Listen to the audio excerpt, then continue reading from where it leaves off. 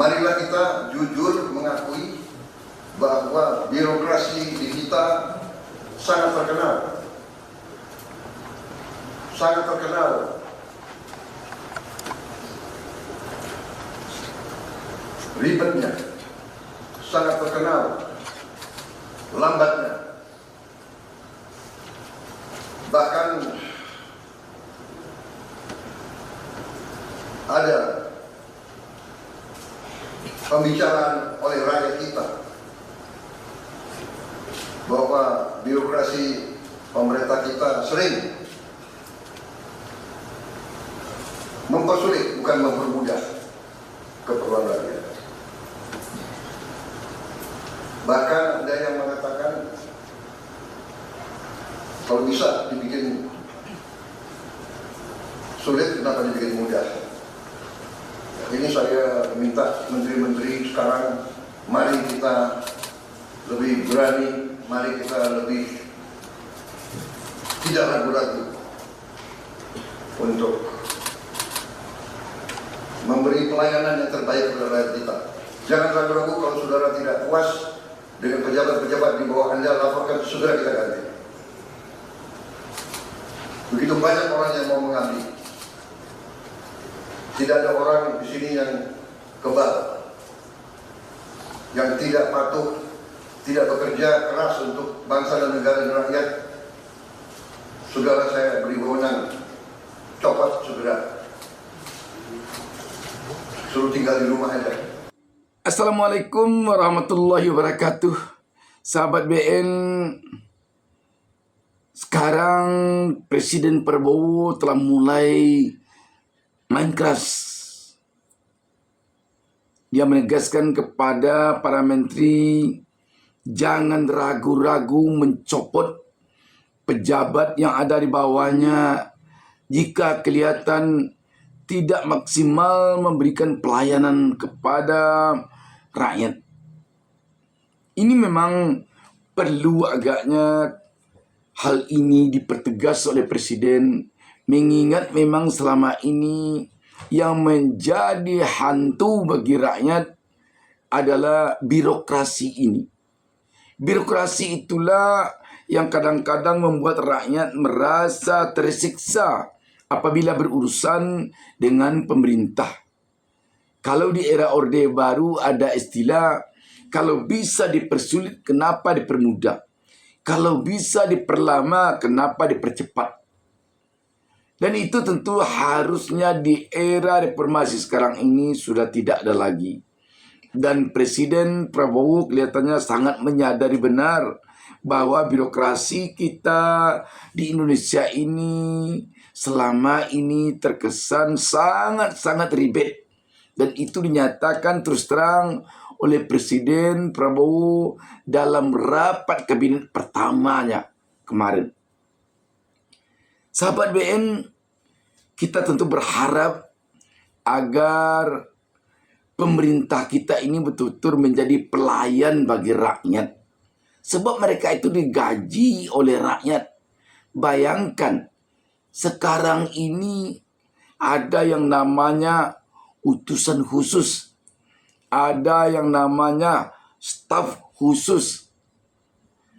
Dan bermacam-macam namanya. Kalau kita perhatikan, jabatan-jabatan itu yang diurusnya tidak banyak.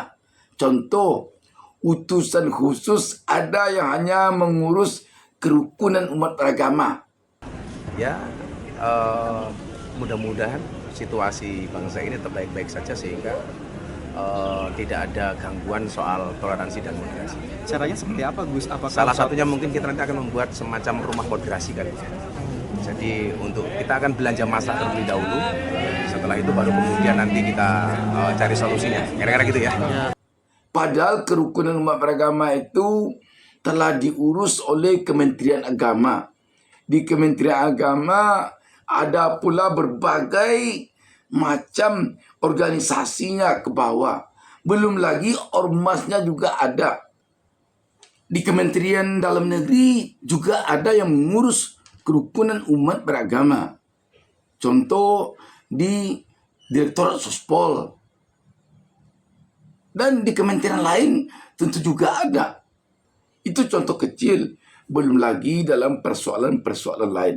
Jadi kalau kita perhatikan sekarang ini, birokrasi kita ini sudah sangat gemuk. Kadang-kadang sepintas kita melihat satu pejabat mengurus satu persoalan tidak sebanding dengan gaji yang terimanya. Hanya mengurus persoalan sedikit, gajinya belasan juta per bulan. Hanya mengurus persoalan sedikit, gajinya puluhan juta per bulan.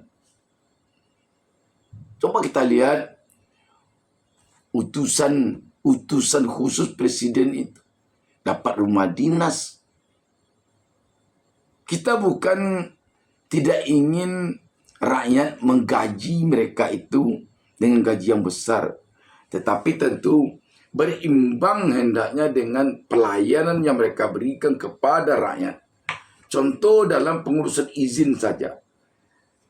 Masih kita dengar keluhan rakyat di dalam mengurus izin-izin usaha. Dan ini tentu kita tidak inginkan di era Presiden Jokowi ini terjadi lagi. Dan yang paling menyakitkan sekali bagi rakyat adalah adanya perbedaan keistimewaan antara rakyat yang berurusan dengan pemerintah. Kalau ini dekat dengan ini cepat selesaikan. Kalau ini tidak ada dekat dengan siapapun pejabatnya. Ini kapan-kapan saja selesaikan urusannya. Ini yang menyakitkan bagi rakyat. Sahabat BN, sekarang ini harus kita akui pada kabinet Prabowo Gibran ini tidak saja yang gemuk itu menterinya yang banyak, wamennya yang banyak, tapi yang lain-lainnya juga gemuk. Karena itu pengeluaran uang yang banyak oleh banyaknya jabatan-jabatan yang ada di kabinet Prabowo Gibran ini tentu diharapkan oleh rakyat nanti berdampak positif yang banyak pula kepada rakyat. Jangan birokrasinya sudahlah ribet, sudahlah banyak meja, sudahlah banyak tingkatan, pejabat-pejabat di atasnya tidak karu-karuan pula yang diurusnya. Dan itu sekarang terbayang oleh rakyat. Kenapa rakyat membayangkannya sekarang akan terjadi apa yang dikhawatirkan oleh Presiden Prabowo itu? Baru saja menterinya dilantik, sudah macam-macam dia. Ada yang minta uang 20 triliun untuk bangun ini, tanpa mempertimbangkan kebutuhan rakyat yang lain. Katanya kementerian dia itu aja yang paling penting. Kementerian lain tidak. Mungkin itu maksud pikiran dia. Ada juga malah yang mempergunakan hal-hal yang bersifat dinas untuk pribadi. Mempergunakan kop surat, stempel dinas, stempel kementerian, kop surat kementerian untuk urusan pribadi. Ada juga malah yang bicaranya yang mengatakan bahwa peristiwa 98 tidak termasuk kepada pelanggaran HAM berat. Padahal jauh sebelum dia bicara itu sudah ditetapkan bahwa itu pelanggaran HAM berat. Jadi hal seperti inilah nanti yang akan mengecewakan rakyat ketika rakyat melihat biaya kabinet ini sangat-sangat besar. Jauh lebih besar mungkin biaya kabinet ini daripada biaya rakyat. Padahal mereka bekerja di sana untuk rakyat. Sama dengan orang punya satu perusahaan. Dia punya pegawai sebanyak-banyaknya. Tidak seimbang dengan pemasukan keuangan kepada perusahaannya. Misalnya, pemasukan keuangan kepada perusahaannya hanya 50 juta per bulan. Untuk gaji pegawainya 100 juta. Kalau begitu tentu rugi perusahaan jadinya. Demikian pula sekarang ini. Kebutuhan rakyat sekarang ini untuk meningkatkan kesejahteraannya sangat besar. Tetapi uang untuk orang-orang yang mengurus kesejahteraan rakyat itu jauh melebihi besar dananya, keuangannya, dibandingkan dengan uang yang bisa dimanfaatkan untuk rakyat yang diurusnya. Ini kan rugi jadinya rakyat. Kalau begini nanti tentunya akan didapatkan oleh rakyat hanya bansos. Beras 10 kilo. Minyak goreng enggak 1 liter. Dan bansos itu pun anehnya karena dana sudah terkuras untuk membiayai birokrasi, untuk membiayai gaji-gaji pejabat ini. Bansos hanya bisa terima ketika akan pilkada saja, ketika akan pilpres saja, ketika akan pemilu saja. Kalau tidak ada pilkada, kalau tidak ada pilpres, kalau tidak ada pemilu, rakyat nonton pejabatnya mengambil uang rakyat untuk gajinya saja. Karena itu, rakyat tentu berharap nanti benar-benar jajaran Presiden Prabowo ini bekerja untuk rakyat. Bukan bekerja untuk bergaya-gaya.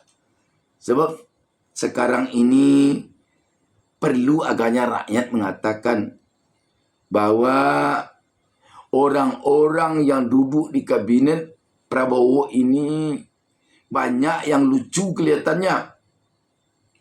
Banyak.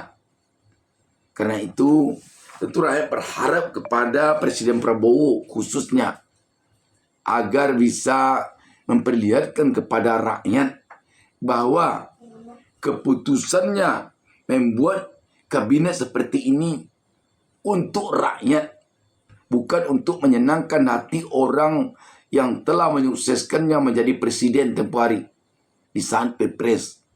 Kalau itu yang terjadi, rakyat akan kecewa. Sebab itu namanya presiden telah memanfaatkan uang rakyat untuk kepentingan politik pribadinya. Kalau Presiden Prabowo atau Wakil Presiden Gibran ingin menyenangkan hati orang-orang dekatnya, ingin menyenangkan hati orang-orang yang telah berjasa kepadanya, memenangkannya pada Pilpres kemarin ini, harusnya uang pribadinya yang dia kasih. Mungkin dikasihnya tanah, olahlah tanah ini tanah saya ini. Atau dikasihnya perusahaan, kelolalah perusahaan saya ini perusahaan saya ini. Kamu kemarin ini kan telah bersusah payah untuk memenangkan saya jadi presiden. Ini perusahaan saya, kamu kelola. Jangan diberikan kepadanya fasilitas-fasilitas negara yang untuk menggaji dia, uang rakyat. Kalau untuk membalas jasa bagi Prabowo dan Gibran kepada orang-orang yang telah memenangkannya kemarin dengan cara menghabiskan uang rakyat, itu sudah tidak benar. Sahabat BN, sekali lagi kita ingin melihat ke depan, rakyat ingin melihat ke depan komitmen Prabowo ini terhadap pelayanan pemerintahannya kepada rakyat. Jangan sampai rakyat merasa rugi menggaji presiden dan jajarannya nanti. Karena tidak seimbang uang yang mereka makan, uang yang mereka manfaatkan, uang yang mereka habiskan, maksudnya uang rakyat, dengan jasa yang mereka berikan kepada rakyat. Demikian sahabat BN. Wassalamualaikum warahmatullahi wabarakatuh.